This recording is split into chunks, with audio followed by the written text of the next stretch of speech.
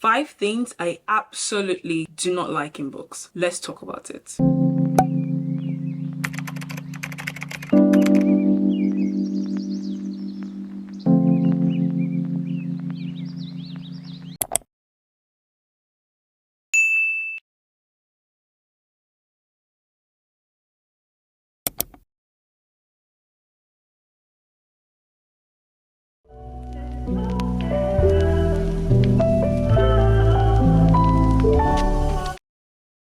Hello beautiful people, welcome to my channel. If this is your first time on my channel, welcome for the first time. If this is your first time, welcome back.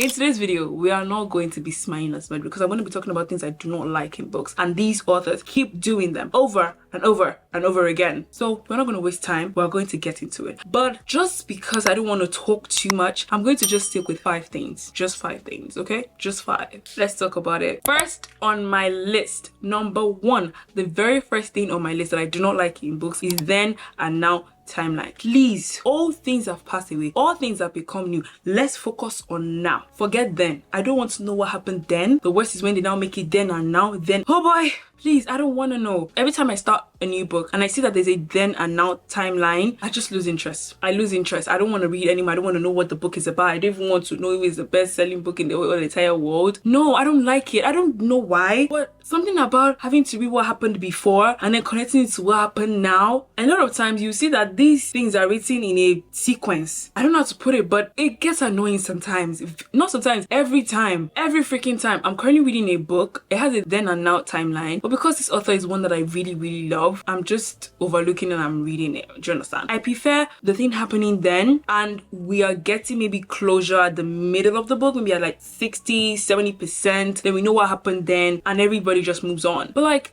can't we just leave what happened then to just stay there? Please. Because it now feels like I'm reading 2 different books. Because I'm reading the book at 2 different timelines. Do you understand? So I do not enjoy then and now timelines. I do not fancy it. I'm not a huge fan of it at all. Any book that has then and now timeline, if you have books that you want to recommend to me and you know it has then and now timeline, scratch it off your list. I do not like books that have then and now timelines. Second thing on my list, which I feel like should actually be number 1, are long descriptions. Oh my goodness. Can we just get to that point? I feel like this is kind of like aligned or in sync with then and now timeline, because in then and now timelines you don't get to the point easily. Do you understand? You are so focused on what happened then and there's a bit of suspense. Long descriptions. I don't care what the tree looks like or what's the color of the room. Give me little details, okay? You see, there are some books that you read that they will give you a vague description, but you still get the picture of what they're trying to describe. There are some that they want to go in total and they're describing it like you don't even know what it is. Can we just create a place where you can put a dictionary for the book? You understand? Certain things you want to describe, you cannot describe it. But for me, that I don't like too much stories, get to the point. Because why do you keep describing the color of a chair that I don't even care? Or you're trying to describe how a food tastes. Did I tell you I want to taste the food? Let's say I'm eating the food with the character. Move on, please. Stop trying to give me so much depth to the color of the mirror or the shade of brown. Let's move on. Let's get to where they have conversations, okay? Do you understand? Let them have conversations. Please leave descriptions for whatever. I'm not interested. Make it simple, short, vague. In fact, don't even describe anything, because a lot of times I only imagine the characters. Core things that you now describe, if you now go so in depth trying to describe the shade of whatever color it is, honestly I'm not paying attention to that. Once you've given me a particular color, I'm gonna run with it. I'm not even bothered about the shade or whether it's the right shade or the wrong shade. I don't care. Vague descriptions are okay for me, okay? But not too vague, not the ones that you now just plaster it then I don't understand what's going on. No, I just don't like descriptions that are way too long and way too much and they now take up more of the book instead of the conversations or the story itself. Number 3, which is actually related to what I just talked about, is no dialogue or little to no dialogue. There is description and there is story. Some of these authors will not give you description. They'll give you story. So they're describing how the character feels, how the character is feeling, how the character is taking the... Let the character talk. I want to hear the character speak. What are they saying? What do they have in mind? Let them speak. Let them talk. Let them talk to me. And I talked. I'm not talking to them, but I want to hear what they're saying. Don't give me story. I don't want so long story and there's hardly any dialogue. I love dialogue in my books. Let me have the dialogue. Let me know what they're saying. I don't want to stay in their mind 247. No, this one is thinking this. Oh, please. After long descriptions of places and environments, the thing that pisses me off is them staying in the mind of the character and giving me a vague scenario of how the character feels. No, I want the character to tell me how he or she actually feels about whatever is going on in their life, and let them have conversations with other people. I do not want you telling me yourself. Let the characters speak. Give them something to say. Okay? Give them something to say. Imagine you're watching a movie and the characters hardly even talk. There's just the narrator talking. No, let them talk. They're the ones in the movie, not you.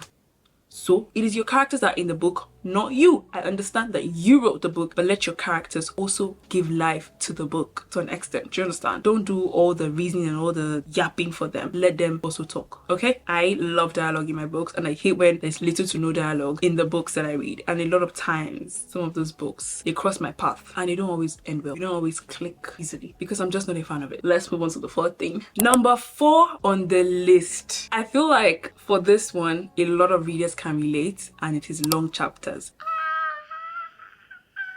One of the criteria for me to read a book is if it does not have long chapters. The chapters are short or manageable, I would definitely. But once I see the chapters are reaching 20 pages, what are we using 20 pages to talk about? 20 pages is the limit. I feel like I'm even pushing it. But 20 pages is the limit for a chapter for me. Because what are we talking about for so long? Like, I'm not just a fan. I'm not a fan of long chapters. No, I don't want it. Split it. Give me part 2. Make it a series. I would rather read a book in series than to read a very long chapter. There are some books that I've seen their chapters are 30, 40, 50. For what? Azal. Now imagine the book is now 20 something or 50 or 30 something chapters. And each chapter is 30 something pages. Come on, please. Is this type of books that you'd be like, read a chapter a day? Because the chapters are already so long that they're already giving short books. Because tell me why you would want to make a chapter so long. Split it. Chapter 1, chapter 2. And if you know it cannot contain in that book, do a book 2, my dear. Don't worry, God will provide money to publish another book. And if you see that you don't have enough money to publish another book, then shorten the story. Yeah.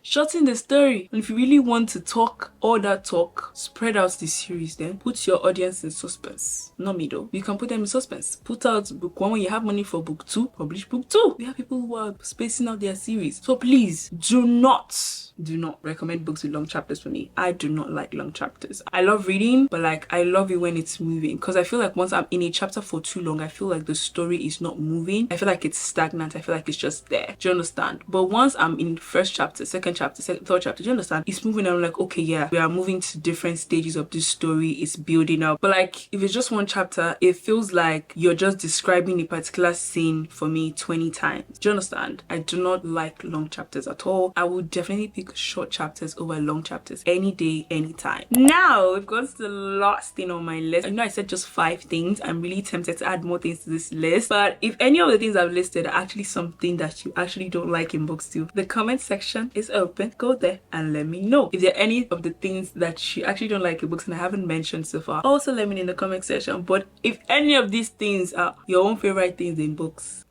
let me know, I guess. So last thing on my list is third person POV.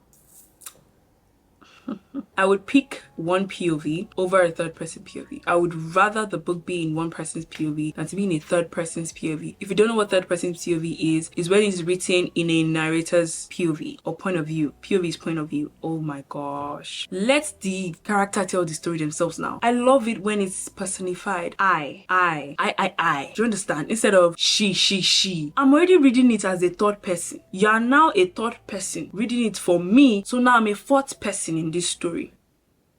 You get? So I do not enjoy third person POVs. I feel like the story is not real. Like I love when books feel a bit real, although they are not real. I know books are supposed to be fictional, but a lot of times I love when the story feels real. I don't know if you get what I'm trying to say. Like it has that realness element to it. That fact that it feels like this person has put in their effort and their strength into writing it, and it just gives up this poetic, wonderful, lyrical writing. But I feel like third person POVs don't achieve that that for me. Honestly, it just doesn't give up that vibe at all. I prefer when it's told in the person's POV, the person speaking themselves, I mean the character. I enjoy it better. I love it more. I enjoy the book better than when it's written in third person POVs. It's not like it bothers me, but I don't like it, especially if it's an author that I don't know. The only time I read third person's POV is if the author is one I'm familiar with. If they are not, I'm dropping that book, because why would I explore a new author and you're writing it in a point of view that I'm not even interested in? Like, make it make sense. I do not enjoy third person POVs at all. Give me a dual POV any day, anytime. I would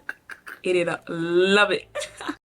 Those are some of the things that I do not like in books. I do have more as usual. If you want me to talk more, to say more about the things I do not like in books, let me know in the comment. That comment section is open, okay? Let me know in the comment section if there are things that you don't like in books that I didn't talk about in this video. Let me know in the comment section. If any of the things I mentioned are actually things that you liked,